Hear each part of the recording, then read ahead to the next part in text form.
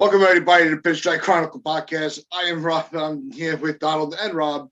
I'm Tats. Jesus. All right. It must be Monday. So spring training. Let's rewind that. Let's rewind that. What's your name? My name is Tats. Spell it out. Spell that I'm out. a screw up.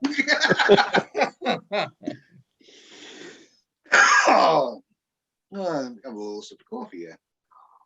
He's Tats, and this is the Pinstripe Chronicles. Yes, My God, Rob, is this going to be a hostile takeover? No, it ain't a hostile takeover. So, spring training is kind of halfway through. Another week to go till opening day, which we're really excited for because we will be doing a live stream of our show before all the preseason ceremonies start. So make sure you hit that subscribe button so you can all join us in the chat. So the one thing that's been brought up more into question above the defense and offense is the pitching rotation and what that's going to look like. So what I wanted to do is leading off is we saw Cole yesterday and he was looking really good in the first inning. I mean, he was just, his strikeouts, they couldn't touch him. And his fastball command was just on point. It seemed like Cole was back to being Cole, where it was, we weren't, and nobody was really talking about our, the spin rate and stuff like that. It was just, his stuff was just looking filthy. And I thought that's a positive movement, going into opening day, where all the stuff from last year is just gone. Let's just focus on now. And do you think that Cole can regain that dominance on the mound, if he's pitching quote unquote clean? Yeah. His spin rate was fine yesterday, and it was actually above his average from last year, even with the sticky stuff. So the velocity was there, spin rate was there. He'll be fine. People are overreacting tremendously to spring training results when spring training is not about, look, if Garrett Cole pitched 10 spring training innings and gave up no hits, no runs, 10 strikeouts or whatever it could be, people would expect him to go into the season and do that. And then opening day, he could give up 3 runs in 6 innings and be like, oh, he's not an ace. So we really can't put too much stock in results in spring training. What you're trying to see is the velocity there, is movement there, how's the spin rate, how is his secondary stuff looking? There should be no reason to worry about Garrett Cole. If he's healthy, we saw it last year, even post sticky stuff, whatever that whole scenario that went down, he was fine. He was the Cy Young, and then he got hurt. So as long as that hamstring is fine, there's no reason to worry about Garrett Cole. Yeah. Donald, your thought? Well, let's also bear in mind the pitchers, especially established pitchers that aren't fighting for our rotation spot. We know Garrett Cole is the number one. He's the ace. Pitchers in similar circumstances are only using spring training to A, work out their arm, and B, work on their stuff. So they will go into an outing saying, I'm going to focus on my fastball today, or today I'm going to focus on my off speed. And that's just that's their modus operandi. It isn't about their ERA, and it isn't about spring training results. It's about getting their arm ready and their stuff ready for opening day. Now, obviously, it's being pushed up, and they're having to work things out a lot quicker and on the fly. But Garrett Cole went in yesterday working on his fastball. Most of his pitches were fastballs, and that's what he wanted to establish. That's what he wanted to work on. It was fine. Garrett Cole isn't really a topic of discussion. It's the other 4 spots. That is really the topic of discussion for the Yankees going into this coming year. We know Garrett Cole is going to be who he is. As long as he holds up and he's healthy and he's able to make 30-odd starts, then that you're going to get the Garrett Cole that you paid the money for. It's the 4 other spots for me. Spring training, I don't put any stock in the spring training results for the guys that have a spot assured. Now, the guys that are fighting for a spot, that's the ones that their spring training performance matters, whether it's in terms of offense or pitching. It doesn't really It's the same applies for people that are fighting for a spot. That's when they're fighting. But for established guys, it's just working on their stuff and getting themselves ready to go for opening day. Yeah, no, that was good. The point of, the pitchers that are established in their rotations, around the league, they're working on their stuff. And maybe they're trying out a new pitch, so they're going to say, all right, the manager's putting them out there for 25 pitches. So those 25 pitches, he's going to work on how he can command his new pitch better. Where's the velocity at on it? How much of the pitch are the batters being fooled? So, yeah, I don't put any stock in the numbers with established pitchers in spring training.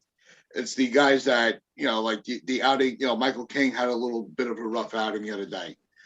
So, those are the pitchers you're like, all right, what's he trying to do? He's got to prove himself more than Garrett Cole. We know that April 7th, Cole is pitching that game.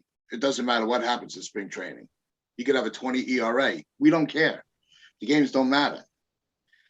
If he's trying to work on, I'm just going to throw my fastball up and in, and see how many times I can get that swing and miss. That's what Cole's doing. So, and he said, he goes, I tried, he threw one changeup in there just to throw somebody off, and he got hit for a home run. He goes, but I feel, he's comfortable with where he is at spring training right now. He feels he's on pace or even ahead of pace. So, like you said, I'm not worried about Cole. I'm actually not worried about a lot of like Monty. I'm not worried about Monty. He'll be fine. We know what he's going to be. He's not going to be an ace of a staff, but he's going to be a very solid 2-3 piece going throughout the season. And if he can build on what he did last year, he's going to be fine. So who's your number 2 starter? Well, let's go around the horn, and if we had to throw out our starting 5 right now, all right. I'll start this one, and I'm going to say my rotation would be Cole, Sevy, Monty, Tyone, and the 5th spot I'm still not sure between Cortez Jr. and Luis Gil. No, I don't think he was making the team out of spring. Because I don't have you even seen him pitch this spring? Like maybe once. Yeah, I think it's poor. I think going off of last year, I think he earned a chance for a spot, just depending on which one of those two in these last, the end of spring training, how the two of them perform is going to determine who gets that 5th spot. And so I don't want to dismiss Gil altogether because he did pitch very well for us. All right, Donald, you're at the plate. What's your rotation? Well, to be honest, I can't really argue with what you're saying. You could put Monty maybe at 2, Sevy number 3, doesn't really matter. Cortez, I think he will be penciled in as a 5th starter. And obviously, how's Tyone doing post surgery? Is he ready to go? No, he's looking very healthy. He's ready to go. So then Tyone will be our 4th starter. So it's kind of what you'd expect. It's not great, but it is what it is. That's certainly the rotation that I'm expecting. Can I just mention regarding Luis Gil?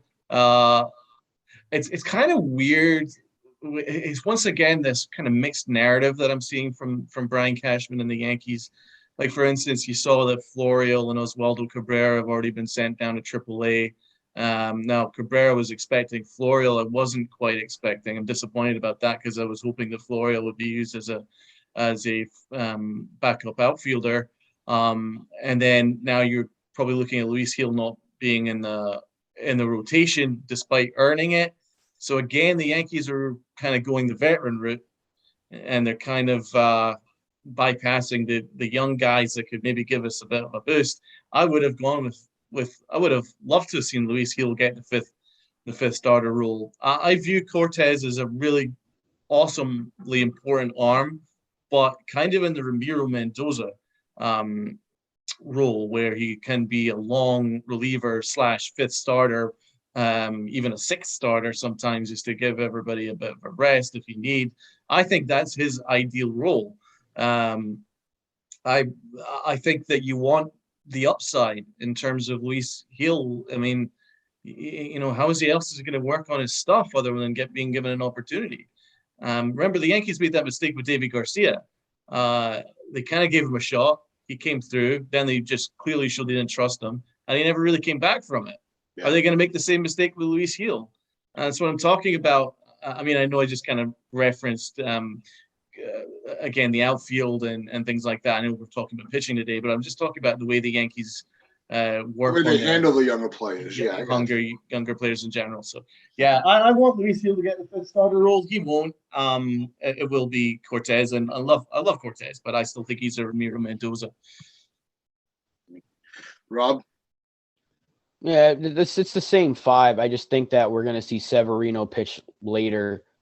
He might be even the fifth guy because he's the biggest question mark because you just don't know how he's going to respond to being gone basically for 2 years. And he pitched out of the bullpen exclusively last year. So I think Monty's your number 2. Taillon might be your number 3, and they could go Sevy Cortez or Cortez Sevy at the end. Healthy Severino is a clear number 2 in this rotation, but again, he hasn't pitched a full season since 2018 basically, so it's been a while, and you really have to be patient. That's the whole thing we were talking about last year, is you got to be patient with him.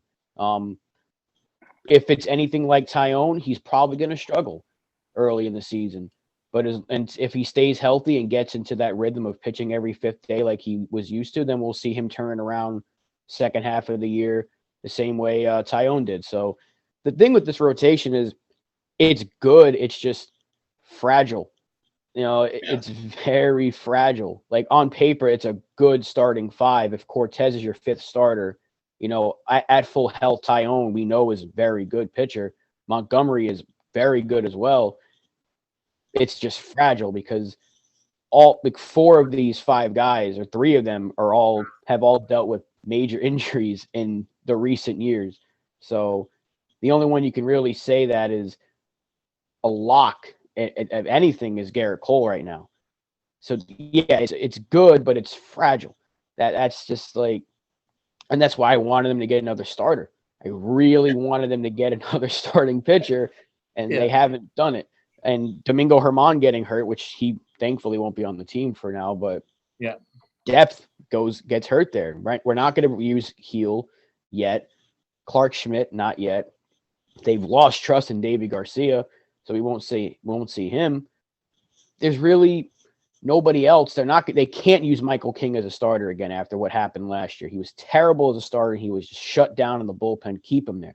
If it ain't broke, don't fix it. Yeah.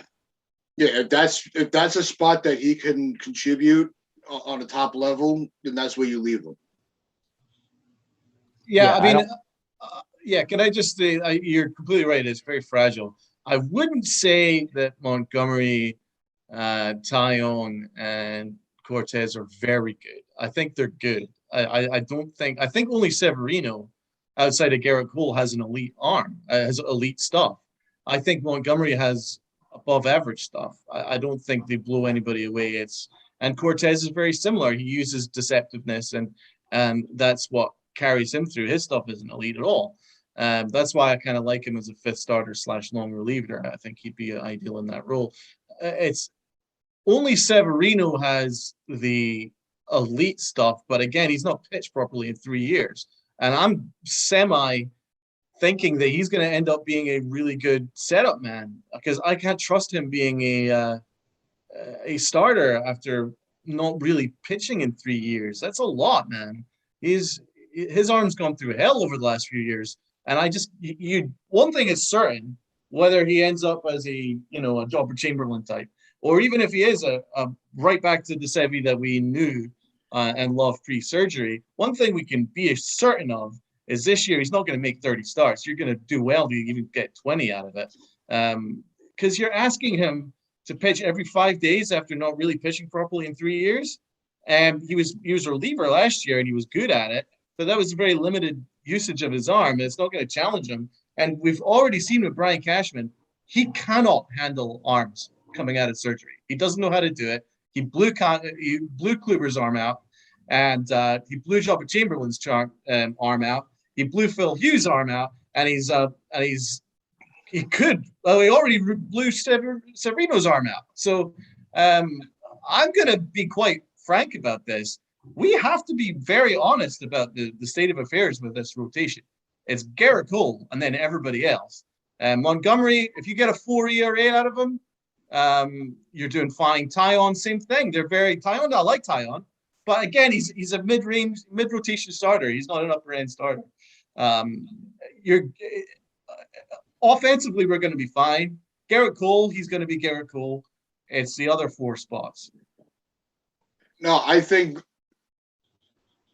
putting Sevy in the 2 spot is he's supposed to be our top pitcher before he had all the injuries. Before Cole, he was our ace when we still had Sabathia, but that was last year. So what I prefer doing is just throw him into let's just see what he's got, because he doesn't have much left on that contract. Let's see if it's worth keeping him, or are we able to move him for a piece? So, not that I want to see Sevy traded, but this is also, we know, baseball could be a little deceptive, where you think somebody, you don't know what they're trying to show, what they're trying to shop around. We've seen moves going. I never even thought of that person being moved. Sevy might be that person for the Yankees that were like, wow, I can't believe they made that move, but look how much better we got. So, and we do have pitching depth. It's not superstar quality, but we do have arms that can fill in spots. Like Garcia, King, guys like that have already had the experience of pitching in a major league game. So I want to put Sevy's feet to the fire and say, all right, you want to be here, prove it. I think he has the stuff to do it. I think he has the mental strength to do it. Monty, I had in the 3 spot because I don't think he's a 5 starter anymore. I think he's earned that right to move up in the rotation slot. And Taillon I have in the 4 because of the injury from last year during the season. He might just need a little bit more time, a little bit less pressure in that rotation, not being at the top. So I kind of want to take the pressure off of him with him at the bottom of the rotation. So that's how I work the 2, 3, 4 spots.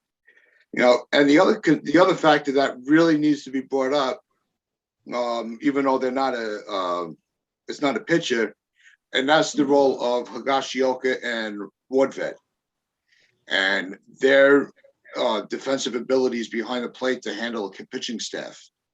I think the pitchers are going to be a lot more comfortable with their deliveries and their stuff this year rather than years past. Do you think the catcher's going to can the catcher make that much of a big deal? I mean, we've seen it already. Our top 2 pitchers preferred throwing to Higashioka last year. Not to say that, Taillon, and most of his success came throwing to Gary, so maybe it's just a coincidental thing, but there's no question that Higashioka is the better defensive catcher than Gary Sanchez was. So, yeah, it's not a surprise that pitchers would prefer throwing to him. If he calls a better game behind the plate, there's your answer. And if that's what we're going with, the catcher, 2 guys that are known for framing and calling the pitches and being on the same page quicker than Sanchez might have been, then sure, that's fine. I don't think it plays a huge role, and more just being comfortable. If they're comfortable throwing to the guy, then that's great. Because we've seen it with personal catchers before. AJ Burnett had Jose Molina, and it made us not use Posada for those starts that year. And then, of course, the last couple of years with Cole, he wanted Higashioka, and you take a bat out of the lineup to use Higgy. Now we don't have to worry about it, because if you use Higgy or Rortvet, you're not really getting much offense anyway. So you're using that position for defense, which is fine. I think we all agree that if there's going to be one position they want to go defense specifically for, it should be catcher, because every other position on our offense is going to hit. So, yeah, I don't think we're going to see a lot of the offense in the with their batting averages in the low twos. I think they're gonna.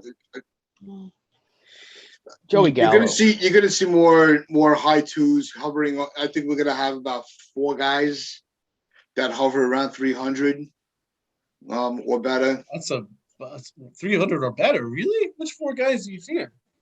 LeMahieu is one. Mm-hmm. Falefa, I think he's going to hit for average. Judge, he's a career 260 hitter, isn't he? I think in this environment, I think he upticks. That's my 40 points? gamble. I'm gambling on that one. I think Falefa has that year that's like, new life into him. And he's just going to be super focused with this because you also with the batters around him, I think it's going to make him better.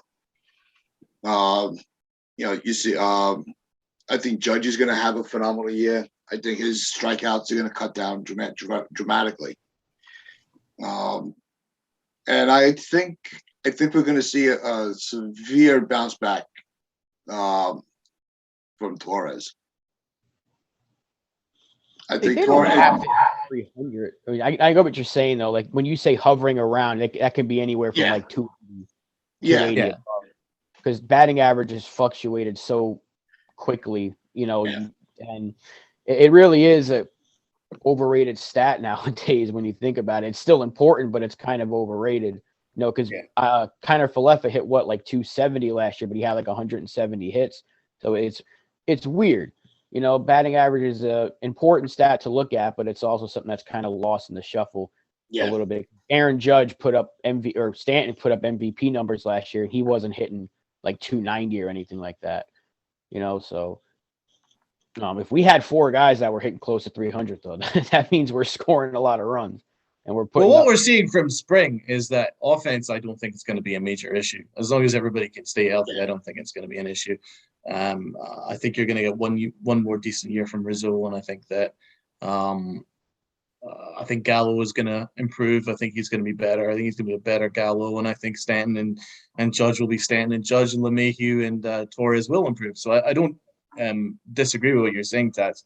In terms of going back to the pitching, it's pitching that concerns me, actually. I don't envisage a scenario where this pitching rotation is going to work and last this all year. Unscathed. I don't trust it. I don't trust it outside of Garrett Cole, and you're putting a lot of pressure on Garrett Cole. I think that we need to discuss the offseason for Brian Cashman again, because remember, he bid for Verlander. So we can discuss till the cows come home about this pitching rotation, but let's not forget that Cashman bid $25 million for Verlander. So he obviously saw a need for pitching. That's very clear. Otherwise, he wouldn't have bid at all. So unless he's trying to sell to the fan base that the only arm in the entire offseason, and that includes trade, that he liked was Verlander, that's a very difficult sell, especially when Robbie Ray won a Cy Young. He's much younger and a lower AAV, and that would have worked just as well, if not better than Verlander deal would have. And then Bassett, basically, the Mets basically got a steal of a trade there, and they didn't really give up too many massive prospects to make that deal happen.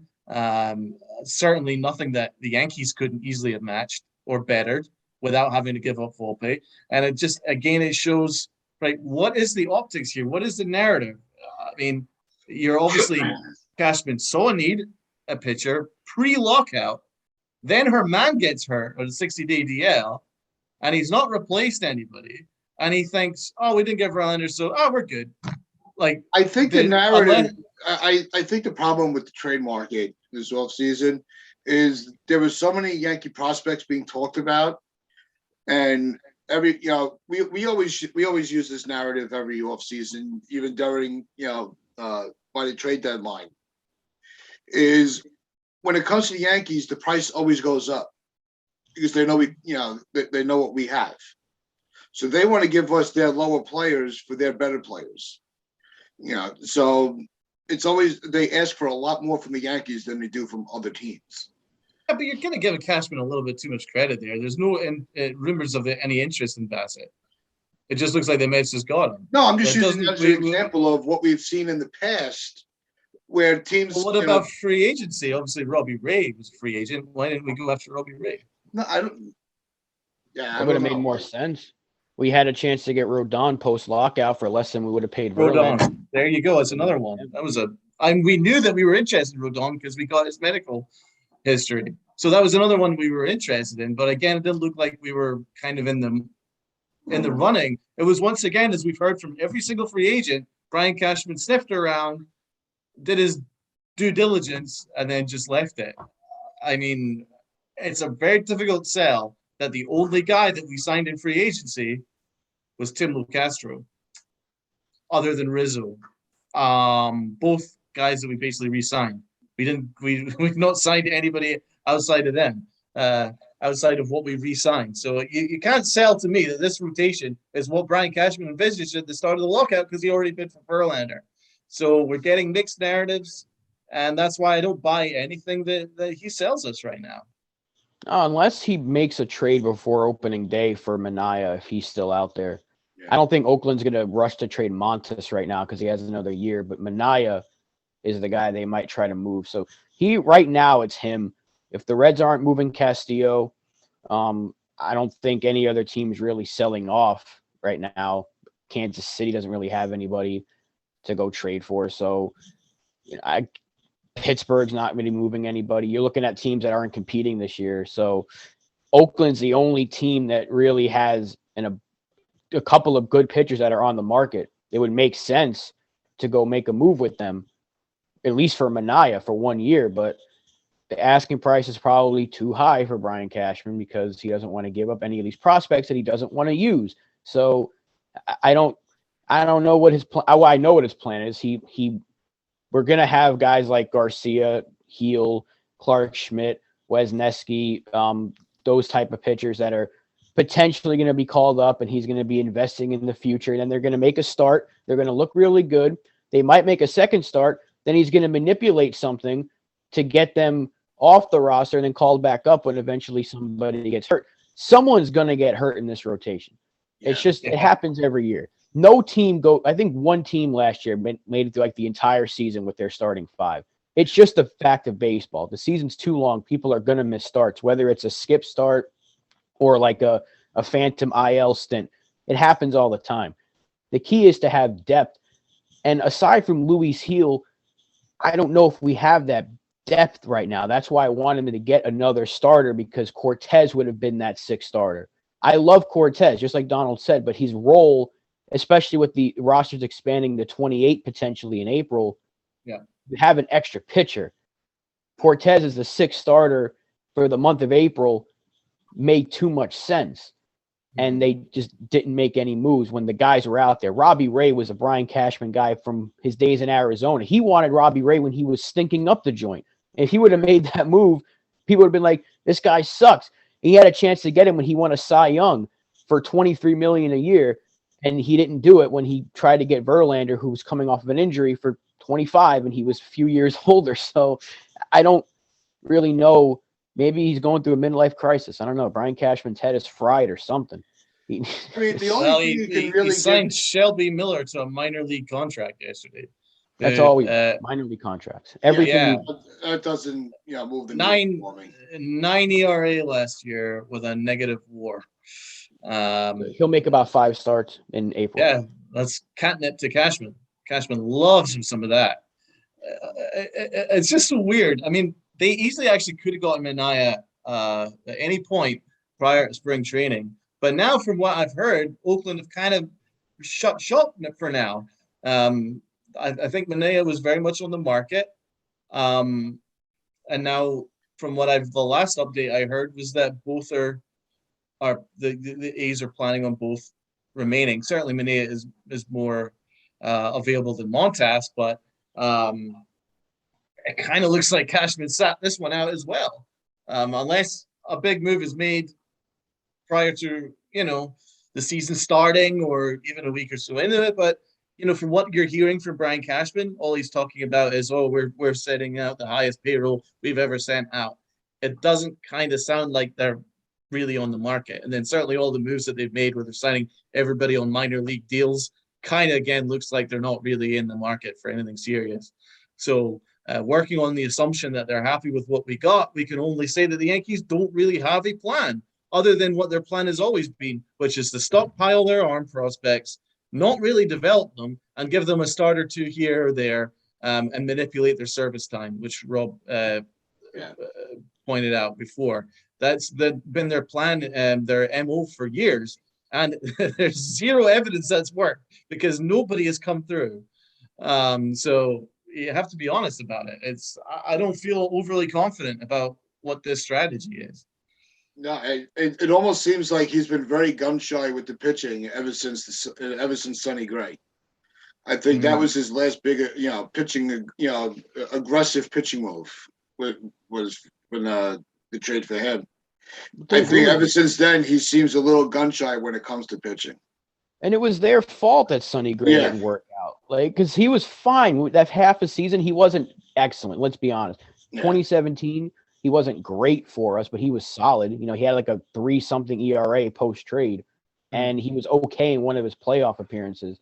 And then the next year, they tried to get him to throw pitches that he wasn't comfortable throwing.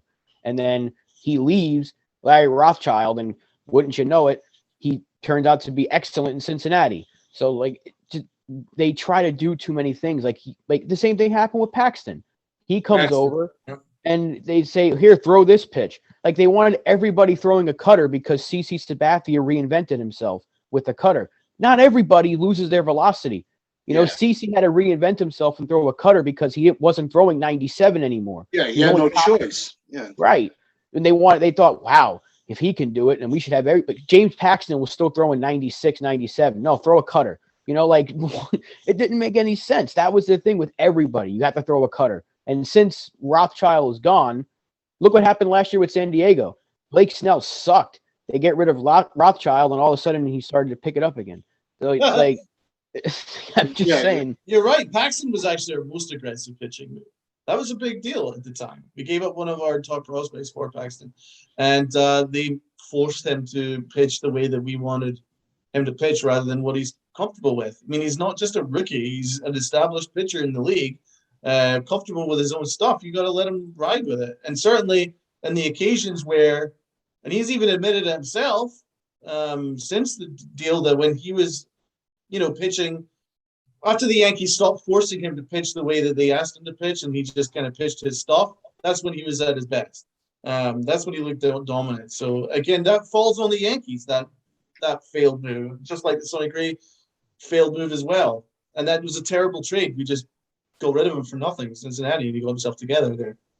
So it was a nothing trade. Just it's really hard to sell what Cashman's been doing the last couple of years. It's really difficult to sell to me that he's doing much at all of benefit to us.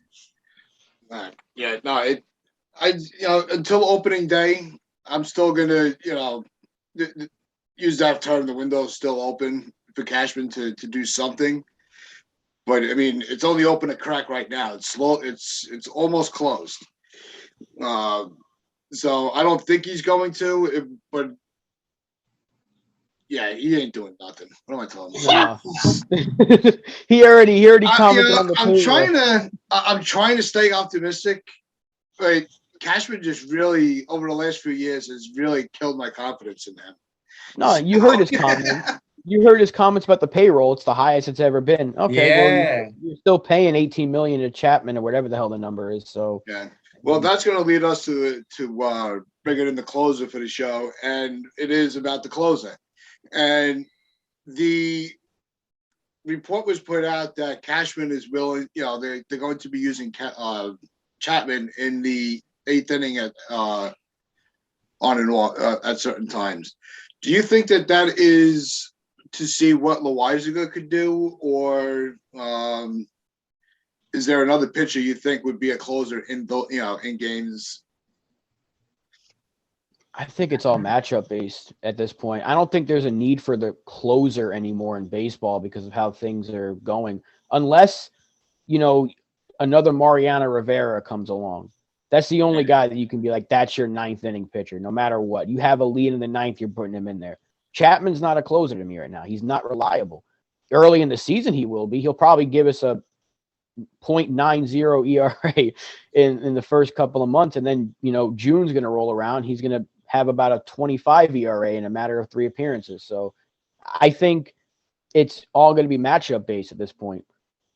If you want to use him in the ninth, if you feel like he matches up better with who's due up, then fine. But I do think Loizaga should be, or Clay Holmes even, should be your ninth inning guys. And it's crazy because Clay Holmes might be Cashman's best pitching move in a while because he was terrible. And I was pissed about that trade. We were all pissed about it until he took a step back. And we're like, oh, okay, this guy might be something. And he proved himself. Well, I think a lot of that was more Matt Blake than anything. That's why I'm okay with what we have with our pitching coach right now. So if we do call up some of these young guys, I feel a lot more comfortable with a guy like Wesneski getting called up and dealing with Matt Blake than he would with Rothschild. But back to the bullpen thing, if they want to keep Chapman's arm fresh so he doesn't go maybe a 3-4 day period where he's not pitching, fine. But just know that he's eventually going to hit that month-long period where he just sucks, and they should not use him, but they're going to have to because you can't not pitch him because then his arm's going to completely go cold, and then he'll just be that Chapman for the rest of the season. It's so tricky, and that's why you're not seeing teams give bullpen arms big money anymore. He's getting paid $18 million or whatever the number is to suck. Yeah. No, bringing him back, I think the contract that he's got now, he should have never got. He got it twice. They brought him back. That's what it is. It's like, all right, you got him back. We got some good years out of him, and then the second go around with this deal, it's not working. And they should have just let him go. Yeah, it's another pitcher that they just held on to for too long. So that's why it's like, as much as everybody likes, like Chad Green, a couple of years ago, he would have been the perfect piece to use in a deal. You could have gotten a lot, you could have gotten a higher end move for a Chad Green, or even Holder for a while. That was really good. And then they were asking about him in the trade market. They let it go. They're like, no, we can't get rid of him. He's pitching well. And then he fell off the map. The bullpen arms, those have to be, it's a revolving door. Unless you find, a Rivera, or you gotta be able to not hold on too tightly to the bullpen arms. Or not overuse them. Yeah. Don't overuse them. That's what they did to Chad Green. And, keep mentioning it. They traded our second best relief pitcher last year. So, there's that. Our bullpen is still our strength, but we could have still had Luis Cessa this year. Yep. In our bullpen. And that's what I think is the key, is that this bullpen is so, on paper, is very, very strong that we have a lot of guys that can be used in different roles. There's Holmes, Joely Rodriguez, even though he sucked in the spring so far, he still was really good for us. Wandy Peralta was phenomenal for us at the end of last year. So we have arms. The bullpen will be fine. It's just figuring out who pitches the 6th through 9th inning, however you want to order it. We don't have Britton this year, which is probably a blessing in disguise. But yeah, that figuring out those final 4 innings. Well, Britton's another veteran guy that his contract was 1 year too long. Yep, it's not a blessing financially, that's for sure. Let's go back to the original question here. So if they're not all in on Chapman being a closer, that indicates an element of doubt. So why are they paying him $18 million, and why is he still on the roster then? Because you could get cheaper setup men for $1-2 million tops, and that will give you what Chapman's giving you easily for a tenth of his contract. The Yankees should have explored the trade market for Chapman. You cannot tell me that there's not a team in the National League with a ton of money available that would have eaten a significant portion of his contract It wouldn't have mattered what we got in return for him at this point. You're not going to get anything in return. Even a salary dump, you then have that money to play with to go and get yourself your all-star shortstop or all-star first baseman, and then go and get yourself, or even just get a starting pitcher, or even just getting yourself a reliever. That's what I'm talking about. The allocation of resources from Brian Cashman is completely unacceptable. It's a complete disgrace. Why is Chapman an $18 million setup man / rotational closer? The closers by committee only work for really good analytic teams that are really, really good. Like the Rays. The Braves have done it from times. They're an incredibly smart organization. The Yankees think they're incredibly smart, but they're actually not that incredibly smart. They're kind of middle of the pack in terms of intelligence. It's really the money that pushes them to winning 90 games and having just a very solid roster, because a lot of their moves, some of them have worked. Some of their analytics moves have worked. Some of them haven't. They're kind of middle of the pack in that regard. I don't believe that that closer by committee is overly successful for a lot of teams. So for me, also the mindset changes when you're in the 8th inning to when you're in the 9th inning. Some guys just can't handle it because it's a completely different thing. Even though it looks like it's the same, it's actually kind of different. And in many ways, the 8th inning is actually more important than the 9th inning in some ways, because in some ways, in some mindsets, but some mindsets, guys are like locked down in the 8th, but when they get to the 9th, they can't handle it. Chad Green is much better in setup situations than he is in closing situations. And I don't know how Chapman's going to handle it. He's not proven to me that he can barely handle the 9th at this stage, so I don't know how he's going to handle the 8th. One thing I'm sure of is Loizaga should be our closer moving forward, and I would have just given him the job. I mean, if I was the general manager, as I've already indicated a few minutes ago, I would have looked to the National League and gotten Chapman off our hands. There's a bunch of teams that are willing to spend. I'm sure they would have loved to have a guy that could throw 105 miles an hour, but Brian Cashman's not going to admit to his mistake. He's allocated most of our resources on one reliever that's not going to pitch this year and another that they don't trust. And that stopped us from going into the shortstop market, the first base market, and or an upgrade all over the roster, really. And that's, for me, is unacceptable. That doesn't make any sense to me.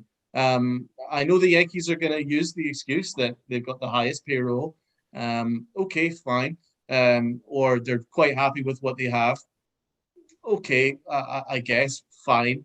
But it kind of flies in the face of what they're saying when, if they're using budgetary restriction,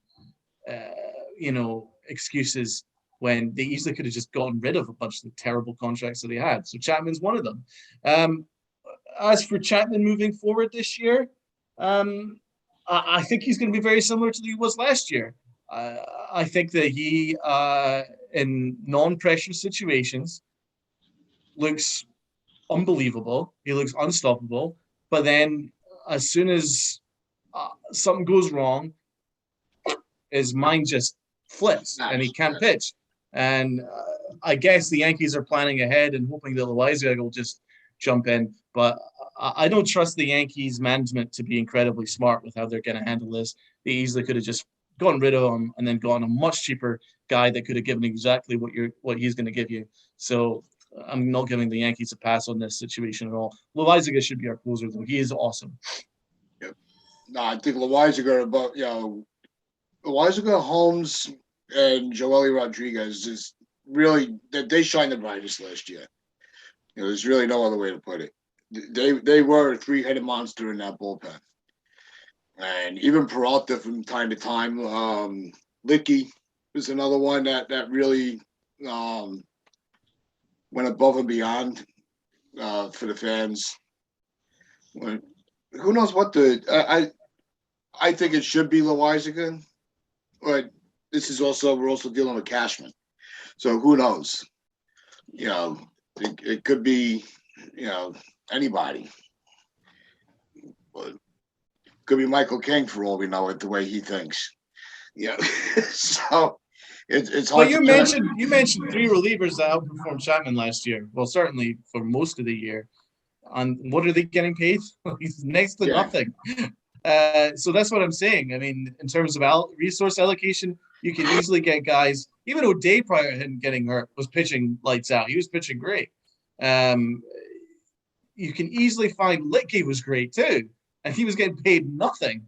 You can get guys that can pitch to 1/2 ERAs for nothing these days, and that's why Cashman seems to think that he's back in the days when the Royals won the World Series with their bullpen. Remember when it was all just bullpen based?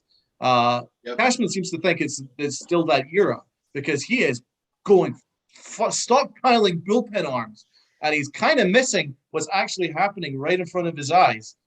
Baseball's kind of moving towards starters again, and I think Cashman's kind of missing the boat. It's certainly moving towards athleticism.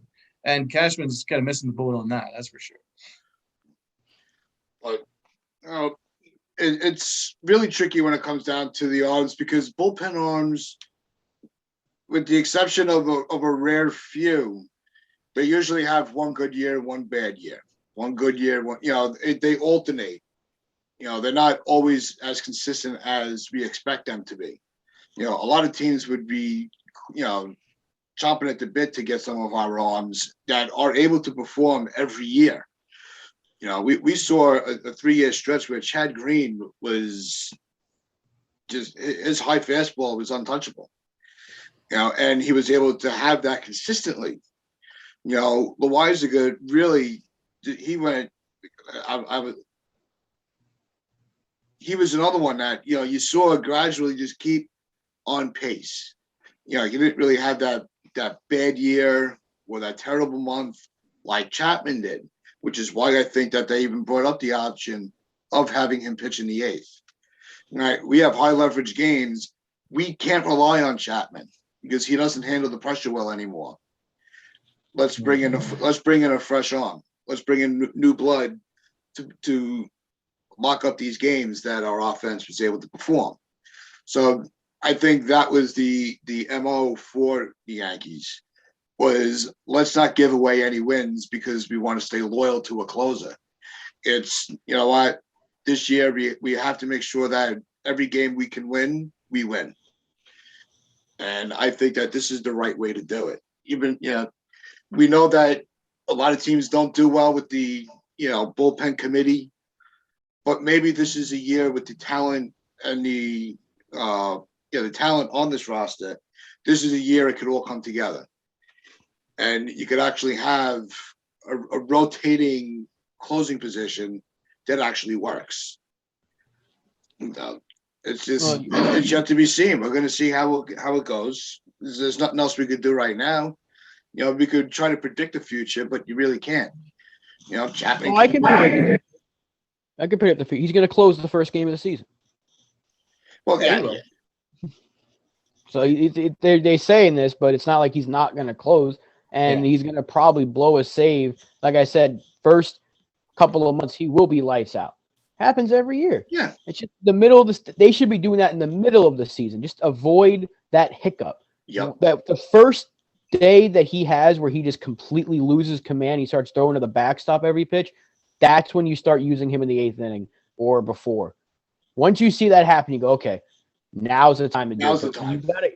You start the season with him as your closer, right? And then if he's lights out, you ride the hot streak. But we know the Yankees don't do that, so we'll see. Like you said, but you can predict the future in one aspect. He will be the closer to start the season. It's just when is that hiccup going to start? Is it going to be earlier this year or later? Because it's coming at some point. It's a matter of when. It had that the hiccup hasn't let us down yet. It's going to happen. That's inevitable. No, that's going to wrap things up for us today. Just remember, like, share, comment. Can I just say one thing? I just want to say rest in peace to legendary drummer Taylor Hawkins for his untimely passing, the Foo Fighters drummer. It's untimely loss for the music industry. So I just want to send my best to his family and all Foo Fighters fans and music fans anywhere who's obviously it's a big loss. So rest in peace, Taylor Hawkins. I know Chris Vitale was friends with Taylor Hawkins, so best wishes to him too. It's obviously a pretty shock. So I just wanted to take this opportunity to say that. Yeah, definitely rest in peace. With that, check us out on sportnarium.com/playa. Check us out on Northeast Streaming Sports on Roku. Wear your pinstripes for pride and play hard.